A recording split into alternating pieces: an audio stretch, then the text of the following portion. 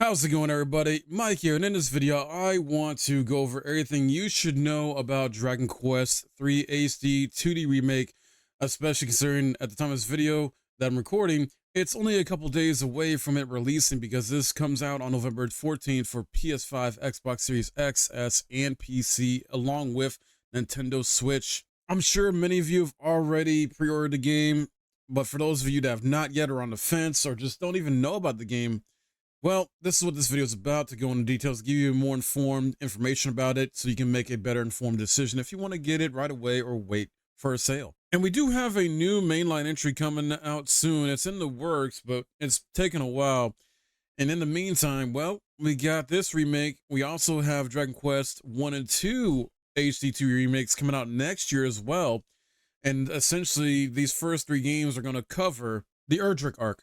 And chronologically, 3 is the first in this trilogy story. The game itself is based on the 1988 classic and delivers gorgeous visuals alongside quality life features and new content. It's being developed by Art Inc. as well. And with this being the first chapter in the trilogy that focuses on the Erdrick arc, well, Erdrick is a hero who embarks on a quest to defeat the Archfiend. It's a task that their father, Ortega, failed to accomplish.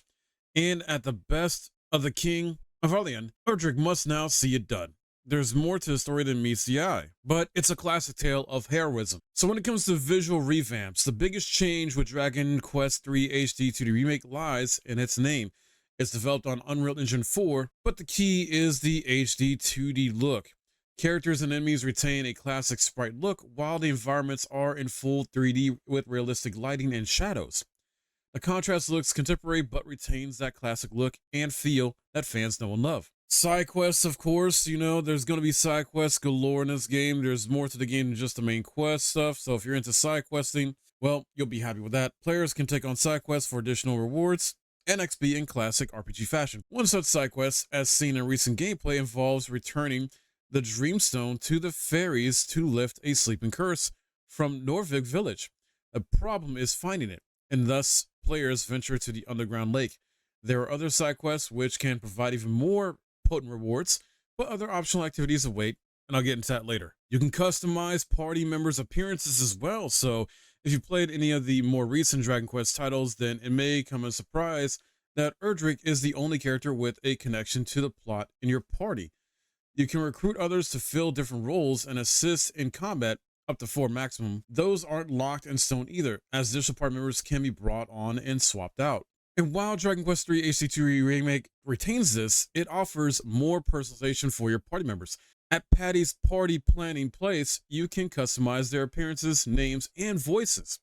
It doesn't seem like the most extensive creator, but the additional options are appreciated. Then you have vocations, which are essentially the different classes in the game. So each party member has a vocation, which is essentially their class. And if you're familiar with these type of RPGs, you kind of know the drill on some of this. So, mages specialize in spells, warriors focus on physical damage and defense, but lack agility. Martial artists focuses on bare-handed attacks, and so on. And though you can swap out vocations, only Erdrick possesses the hero vocation, which can use spells and has high attack and defense on top of exclusive equipment. There is a new vocation being added to the game called Monster Wrangler vocation. And with this new vocation, players can learn monster skills and have extensive utility. So think of Final Fantasy's version of this, which is simply called enemy skill. Usually in most Final Fantasy games that have that, I know in 7 was enemy skill materia, but basically it's the same idea, same concept. And as I said, since you can have extensive utility with this vocation, whether hitting multiple enemies at once with rocks, stunning and causing them to lose a turn with a war cry, or healing the party, Monster Wranglers also come in handy when rescuing friendly monsters, since they won't immediately flee from you.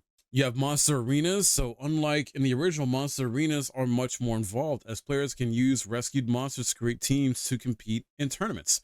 These involve multiple fights in a row without any healing in between, but you can't directly control the monsters, instead dictating what tactics they should use. Rescuing monsters of the same type also unlocks new abilities and improves their stats. The other big new content addition in this is the playable story surrounding Ortega. So episodes focused on Ortega have been brought in. That is the hero of Alahan and Erdrick's father.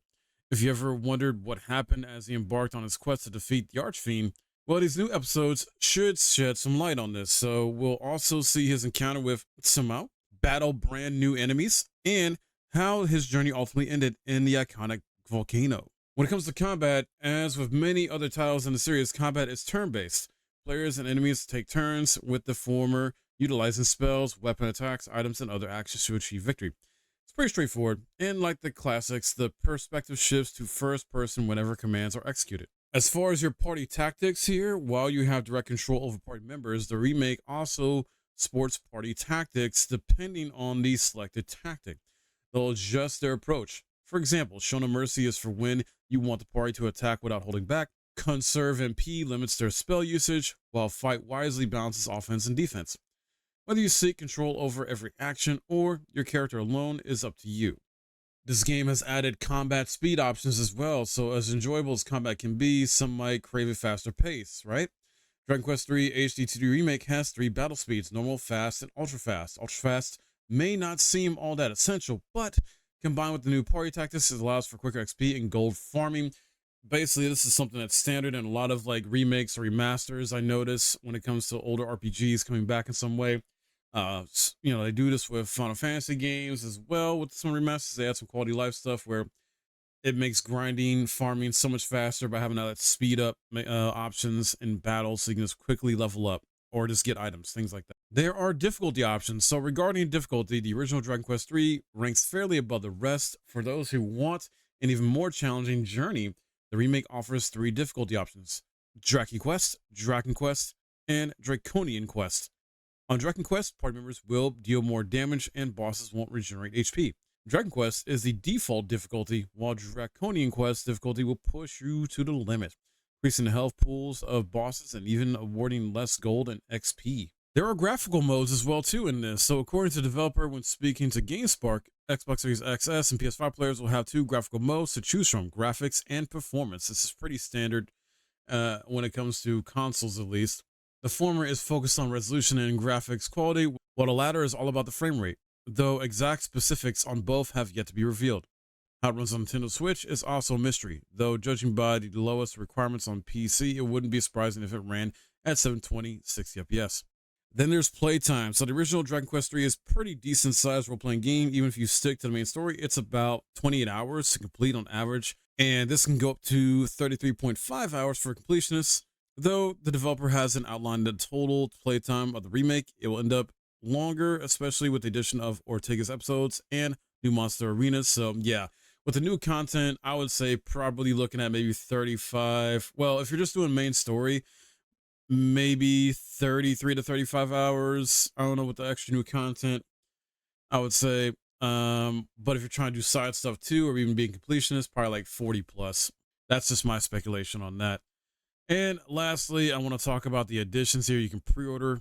There is the standard digital version, which is at $60. It shows here on Steam and other platforms. And it comes with these bonuses: elevating shoes, seed of strength, 3 of those, 3 seed of defense, 3 seed agility, 3 seed of life, and 3 seed of magic. There's also a collector's edition that comes with the standard edition physical game, collectible game case, storage box, character and monster, acrylic blocks, complete set, adventurous accessory kit, which is in-game items, 2 exclusive digital wallpapers, PC, desktop. That collector's edition is $200 before taxes, and I think it's sold out right now at the time of this video on Square Enix's website and probably some other places as well too. So just be careful. Also, you might have scalpers, whatnot, on, eBay or whatever, trying to maybe sell it for higher. So just be on your lookout for that and be careful about that. But if you want to save some money for the PC players out there, that is, and save a little bit of money and get a little bit cheaper, for the digital version, just standard, well, there is CD Keys. My partners at CD Keys have it right now there for $51.69.